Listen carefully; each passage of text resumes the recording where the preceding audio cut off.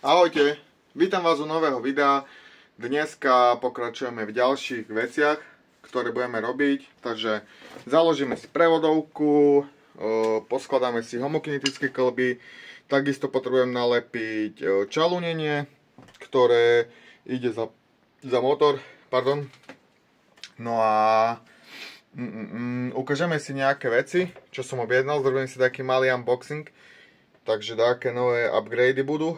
No a to je asi všetko. Chcel by som tú prevodovku založiť, pozapájať aj také odvetrovanie na drže, takže uvidím, čo všetko stihnem. No a myslím si, že z toho môže vzniknúť veľmi pekné video.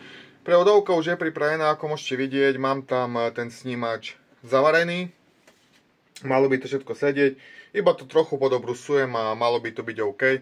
Takže nebudem sa dať s tým extra zdržiavať, len to rovno šupnem. No a keď sa mi podarí nalepiť to čalúnenie za motor, tak teoreticky je možné, že možno tam ešte dneska a vy v tomto videu to uvidíte aj ten motor v obchám, no to by bolo akože masaker.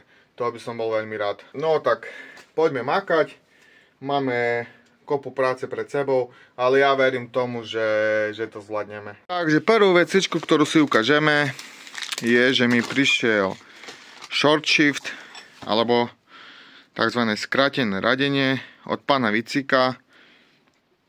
Krásne, hrubý materiál. Ten chod tej riadiacej páky by mal byť kratší. Takisto veľmi oceňujem túto hlavicu riadiacej páky, ktorá je k tejto tyčke. Krásna, duralová, nejaká povrchová čierna úprava.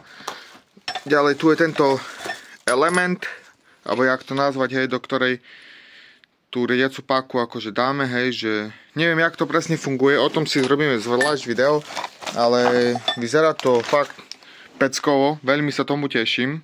Ďalšiu vec, ktorá mi prišla, je tento zatrvačník, no pritlačný tanier z Felicie 1.6.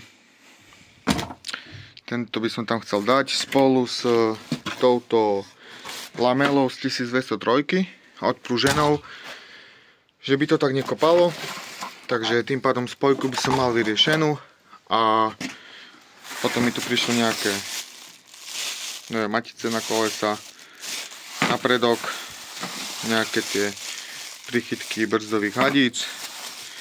Ďalšia vec, gumičky na trysky od strekovačov, lebo ja som nemal žiadne, moje sa rozpadli, tak som si zobral aj do rezervy. Nejaké pedále, aj keď mám nové, tak aj tak. Tieto pozdrané axiálne čapy, keď by sa mi náhodou moje poškodili, nejaké zaslepky, vička na nádržku na odstrekovače, lebo mal som už asi 3 staré a všetky 3 praskli, tak som si uvedal 3 nové, že dúfam, že tieto už niečo vydržia. Takisto aj nové trysky na odstrekovač a ešte lanko, to pletené. To má lepší chod a poslednú vec sú prichytky na tapacie. Takže to všetko. Ďalšiu vec, mám tu takú tepelno izolačnú fóliu. To tu si nalepíme na ten motorový priestor s chemoprenovým lepidlom. No a to by malo byť všetko a môžeme sa pustiť do práce. Ďalšiu vec, ktorú sme spravili, je, že sme to staré škaredé čalúnenie obtiahli novou takouto termoizolačnou fóliou, ktorú som vám pred chvíľou ukazoval. Takže vyzerá to hneď o dosť lepšie, aj ten kufor, aj táto motorová časť, takže za mňa super oživilo to a vidno, že aspoň človek, keď sa na to pozrie, tak vidí, že sa s tým tiež niečo zrobilo, takže ďalší detail. Takže všetko mám pripravené, aj tie klby a môžem sa pustiť pomaly do zakladania prevodovky. Ešte si pripravím si line block, no a malo by to byť OK. No a možno dneska založíme motor. Tak prevodovku som nahodil, aj dotiahol poloosy, ešte mi treba vyčistiť hliníkové spony, ktoré sú za ložiskom, jak sa robil ten snímač. Hodím si tam jeden štift na prevodovku, že by som mohol už konečne nahodiť motor. Takisto som si pripravil aj držak, ktorý som musel trochu upraviť, tu z toho zrezať.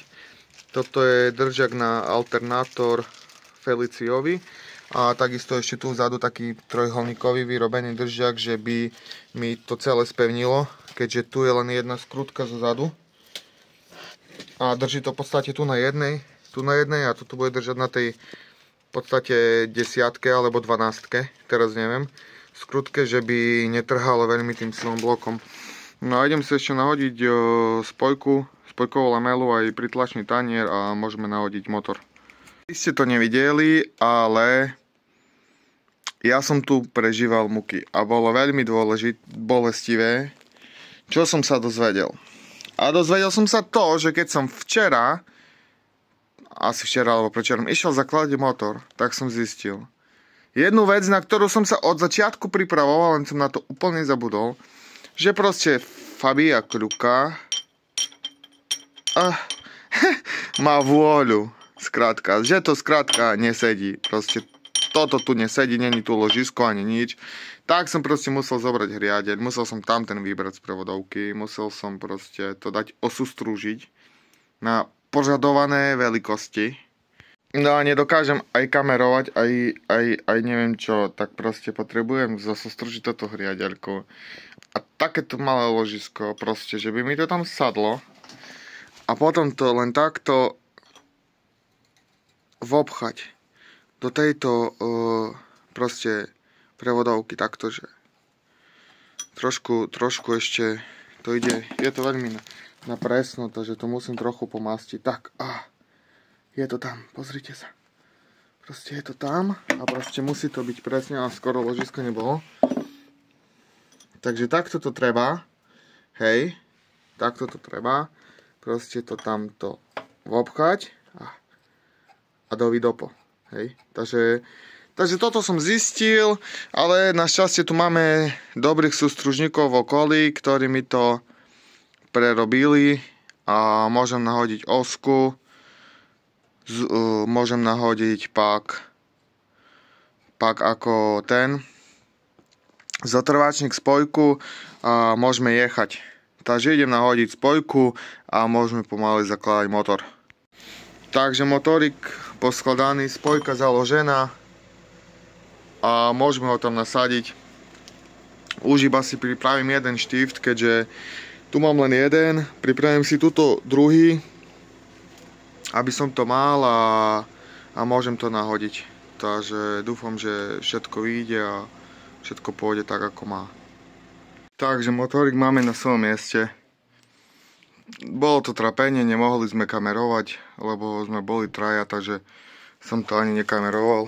Takže konečne sa to posunulo. Budeme pokračovať ďalej, musel som otrezať trúbku na vodu, lebo mi to nezavadzalo turbo. Ale to nevadí, lebo aj tak v podstate vodu si budem ťahať po ľavom boku cez také kolena, aby aj tak to nebolo blízko toho výfuku a toho všetkého, takže asi tak. No a to je z mojej strany všetko, myslím si, že vyzerá to dobre. Pozrite sa na to. Turbečko tam, pecka, ešte intercooler a dáke hadice pozapáť a máme to hotovo, takže asi tak. No a z mojej strany je to všetko. Pokiaľ sa ti video páčilo, hoď mi like, odber. No a vidíme sa na budúci. Ahojte.